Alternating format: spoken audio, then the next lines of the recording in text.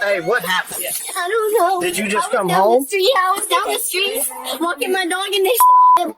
On October 29, 2022, on Medford Avenue, a young woman, frantic and in distress, returns home from a walk to find her boyfriend barely alive, shot multiple times. I don't know. I couldn't touch my kid. She claims it was a drive-by shooting, but as the investigation unfolds, detectives begin to unravel a web of lies, betrayal, and a deadly conspiracy. The question remains, who is behind this cold-blooded crime? Was it a random act of violence, or is there something much darker at play? Before we dive into this shocking case, don't forget to subscribe so you don't miss any of our latest real crime stories. Jesse Allen Geoghagan, aged 26, was a resident of Escambia County, Florida. His life was far from easy. He was deeply involved in the local drug scene, surrounded by a network of risky connections that kept him tied to dangerous situations. While not much is known about his personal life, it was clear that Jesse had his fair share of issues, especially with his girlfriend, Alyssa Blackburn. Their relationship had its ups and downs, often marked by tension and conflict. People in the neighborhood noticed a lot of comings and goings around his house, hinting that Jesse's life wasn't exactly peaceful or stable. He was caught up in a world of drugs and the kinds of people who came with it, those who didn't hesitate to settle scores in violent ways. With all the drama and chaos surrounding him, it seemed Jesse's life was always at risk. And that risk finally caught up to him in the worst possible way. On the morning of October 29th, 2022, the small, quiet neighborhood on Medford Avenue was shaken by violence. Deputies responded to multiple 911 calls and arrived to find 26-year-old Jesse Geoghagan lying on the floor of a house, barely conscious and in a pool of blood. His body was riddled with multiple gunshot wounds. His chest struggled for air, on the verge of collapse. The paramedics quickly moved him to a stretcher, fighting to stabilize him. His injuries were severe, and he was slipping in and out of consciousness, clearly in critical condition. Alyssa Blackburn, Jesse's girlfriend and the only person present at the time, immediately became the key witness. But as detectives started asking questions, many things didn't add up. Are you the one that called 911? No. I'm calling 911 because it was a female. I called 911 because I heard the gunshot. When officers questioned Alyssa about the 911 call, she initially denied making it. But when they pointed out that the voice on the call was female, she quickly changed her story, admitting she had called after all. That was the first red flag. She had lied about something as simple as calling for help. Then came the bigger question. Where was she when the shooting happened? Alyssa claimed she had taken her dog for a walk, leaving Jesse alone in his room. She insisted that when she left, everything was fine, and he was unharmed.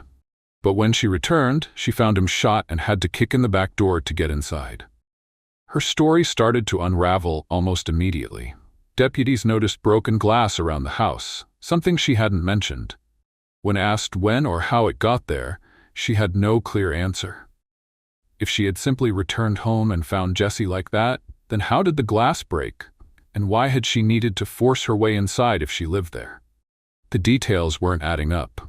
The more detectives pressed her, the shakier her story became.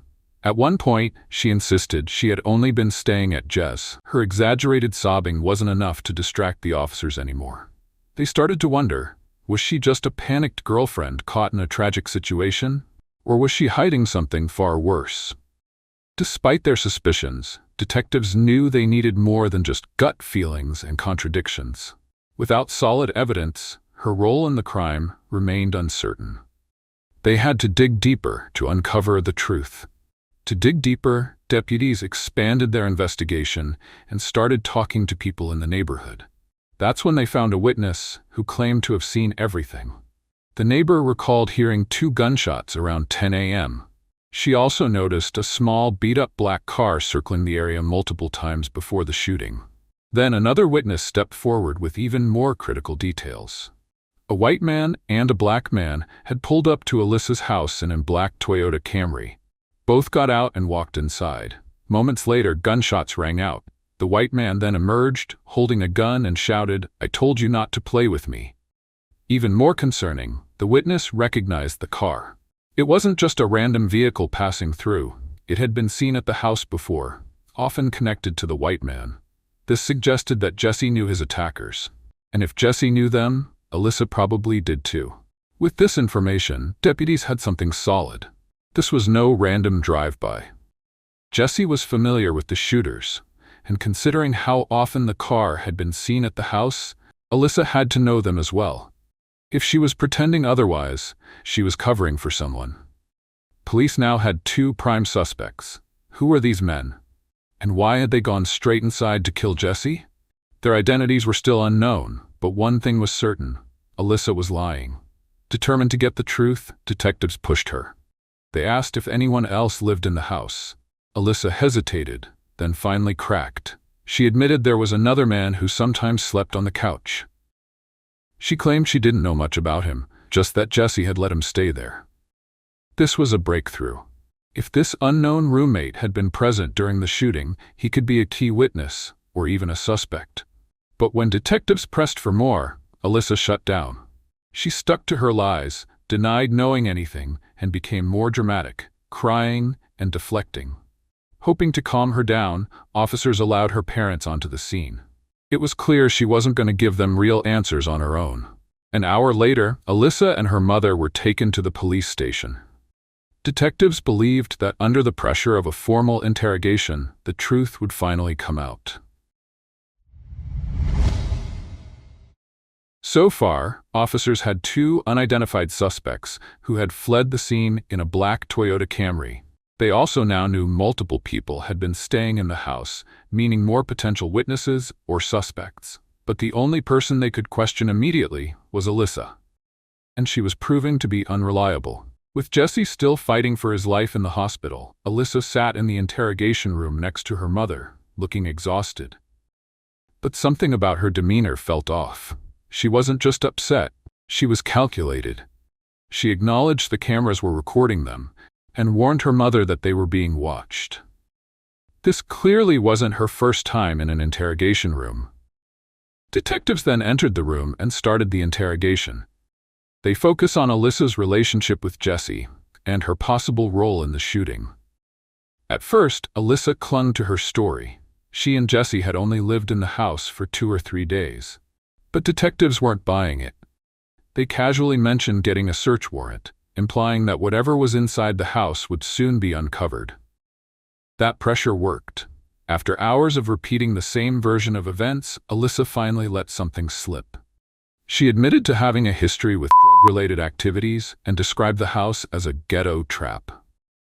A place full of chaos, people constantly coming and going.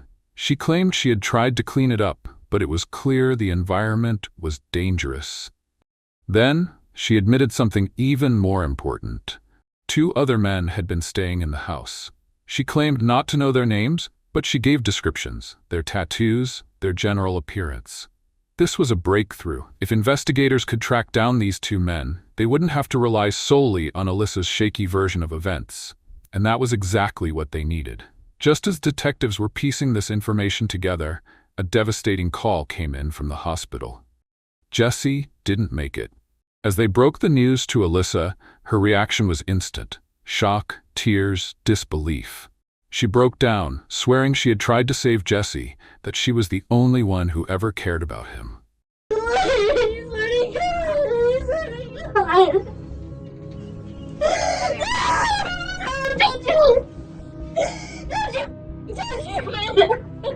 Alyssa ranted, sobbed, pleaded to leave, and spiraled into a frenzy until detectives had to cut the interview short. But despite how raw her emotions appeared, they weren't convinced. Her overreaction was more like a performance in their eyes. A natural reaction to grief is unpredictable. But this was too dramatic, too exaggerated. What had started as a shooting investigation was now officially a murder case, and Alyssa was still at the center of it all. From Alyssa's statements, the roommates in the house were also under scrutiny. Detectives tried to reach out, and one of Jesse and Alyssa's roommates had been avoiding the police completely. He ignored their calls, dodged their texts, and stayed out of sight. Maybe he was afraid. Maybe he didn't want to get caught up in something bigger than himself. But eventually, he realized he couldn't run forever, and when he finally agreed to sit down for questioning, he revealed something that turned the investigation upside down. He knew who pulled the trigger. The man responsible for Jesse's death wasn't a mystery anymore.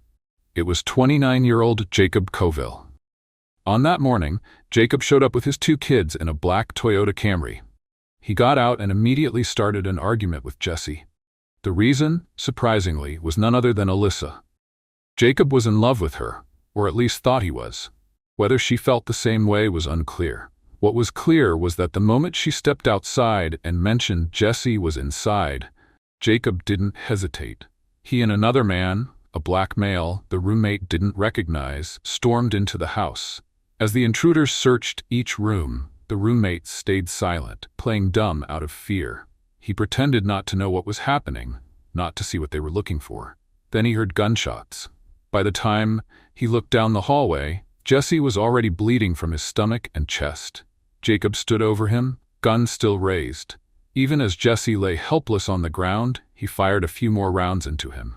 Then, Jacob and his accomplice bolted out the door, jumped into the black Camry, and sped off. But the roommate wasn't done talking. He had one last revelation that would change everything. There was a surveillance camera in the living room, and he had access to the footage. Then came the most damning piece of all. The surveillance video showed Alyssa inside the house before the shooting, holding a gun. There was no more room for doubt.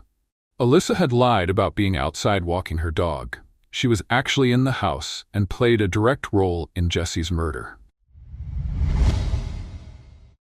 With this new information, detectives finally had everything they needed to piece the case together. Jesse's murder wasn't random. It was the result of a personal conflict. Alyssa's lies made sense now. She hadn't just witnessed the crime. She had helped set it in motion. Her love triangle had turned deadly, and there was a real chance that Alyssa had orchestrated the whole thing. The detectives now had a name, a motive, and a potential video of the crime itself.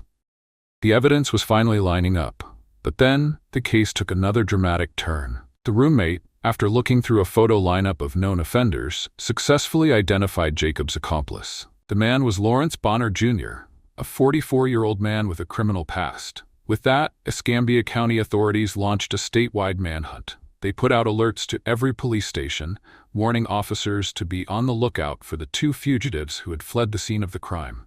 The public was also notified. Jacob and Lawrence were now officially wanted men. Then came another major discovery. The black Toyota Camry, the getaway car, was found burned to the frame under a bridge on Mobile Highway.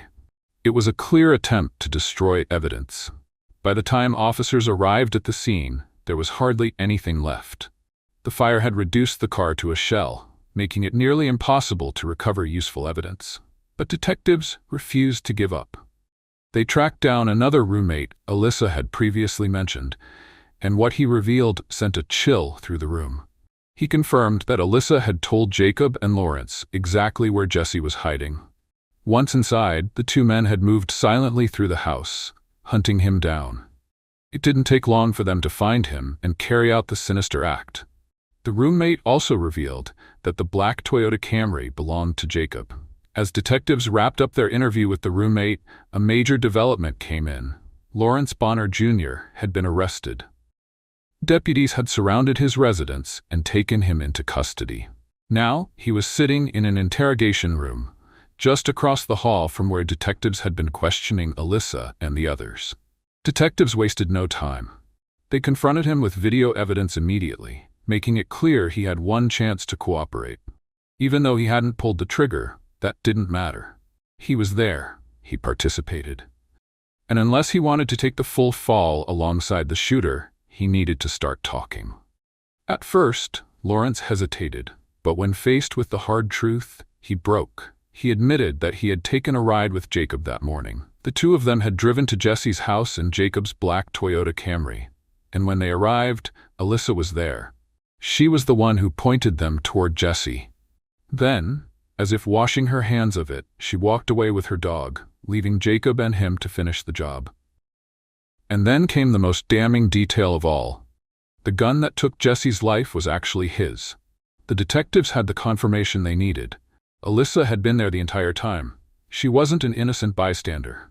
She had set the stage, Jacob had pulled the trigger, and Lawrence had provided the gun that made it happen. Detectives wrapped up the interrogation and booked Lawrence into jail. 1 down, 2 to go. A week later, on November 5th, authorities tracked down Jacob Colville in Eustis, Florida. He had attempted to disguise himself with a wig, glasses, and makeup, but it didn't work. An officer recognized him, pulled him over, and took him into custody. Inside his car, police found a loaded gun and drugs. When asked about Jesse's murder, Jacob showed no remorse and gave a chilling response: "I don't regret it." With an emotionless tone, he described shooting Jesse in the chest, then in the abdomen, leaving Jesse seriously wounded. Even as Jesse fell to the ground, he didn't stop, striking a few more times in Jesse's shoulder and torso to make sure that poor man wouldn't survive. Jacob's disturbing confessions sent a shiver down detectives' spines. He was locked up right after that. Meanwhile, Alyssa Blackburn also didn't stand a chance. With mounting evidence against her, she was brought back to interrogation. Faced with the undeniable proof from the video, the testimony from the roommate, and the knowledge that detectives were closing in on Jacob and Lawrence, Alyssa admitted to her role. She confessed that she had been involved in the entire plot from the start, orchestrating the shooting with Jacob. Alyssa explained that her relationship with Jesse had become increasingly tense. The drugs, the violence, the instability, it had all been too much for her. She had grown frustrated with Jesse and his lifestyle, and perhaps more crucially, she had become involved with Jacob. In a twisted turn of events, Alyssa seemed to have played Jacob against Jesse. At some point, she must have convinced Jacob to settle the score with Jesse, likely motivated by a mix of jealousy and a desire to escape the toxic relationship she had with her boyfriend. Alyssa admitted that she knew Jacob was planning to kill Jesse, but failed to intervene. She also revealed that she had lied to the authorities, hoping to cover up her own involvement and protect herself. In a desperate attempt to avoid getting caught, she tried to paint herself as a victim, a confused girlfriend who didn't know what was happening. With Alyssa's confession and the video evidence, detectives had everything they needed to fully connect the dots. The murder was no longer just a random act of violence or a botched robbery. It was a premeditated killing, fueled by personal vendetta and jealousy. Jacob Colville was identified as the one who pulled the trigger, but it was Alyssa and Lawrence who had helped set everything in motion. Together, the three of them were responsible for the death of Jesse Geoghagan.